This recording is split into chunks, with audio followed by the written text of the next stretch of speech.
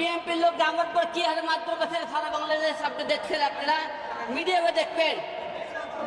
BNP আজকে ক্ষমতা না আসতে আজকে আমাদেরকে এত পাওয়ার মারধর করলো। বিএনপি ক্ষমতা থাকলে মানুষ মনে করেন জব করবে দিনটি, আজকে তার প্রমাণ দেখেন।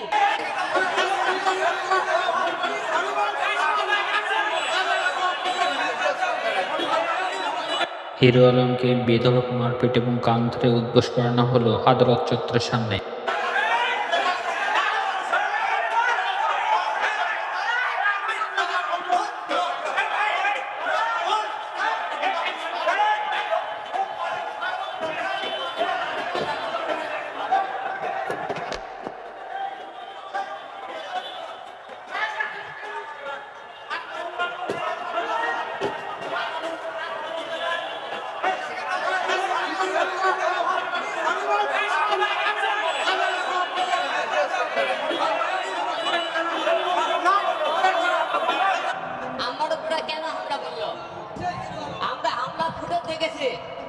যে কয়জন মারছে প্রতিটা সিয়ারা দেখেছে, আমাকে আজকে হত্যা করার চেষ্টা করে সবার বিরুদ্ধে মামলা হবে।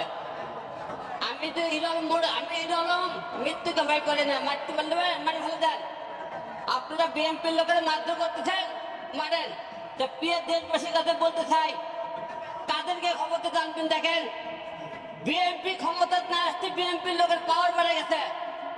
আজকে বিএনপির লোক ক্ষমতা না পেয়ে বিএনপি মারধর শুরু করছে আমাকে। আপনারা বলে বিএনপির কর বিরুদ্ধে কথা বলেছিলাম। আমি জীবনে একটা মামলা করছিলাম, সবাই জানেন, রুহুল কবির রিজভীর বিরুদ্ধে। সেই মামলাটা করেছিল আমাদের ডিবি হারুন, আমাদেরকে টেপে ফেলে, আমার পরিবারকে টেপে ফেলে ডিবি হারুন আমাকে মামলা করার প্রথমে বলেছিলাম। কিন্তু এরা যে আমাদেরকে মারধর করলো, যে একটা লোক কেন কোন জায়গাতে মামলা করলো, আমি কিন্তু মামলা করে যাইনি। আজকে বিএনপির লোক আমার পর কি হারে মারধর করছে সারা বাংলাদেশ আপনি দেখছেন, আপনারা মিডিয়াতে দেখবেন। বিএনপি আজকে ক্ষমতা না আসতে আজকে আমাদেরকে এত পাওয়ার মারধর করলো।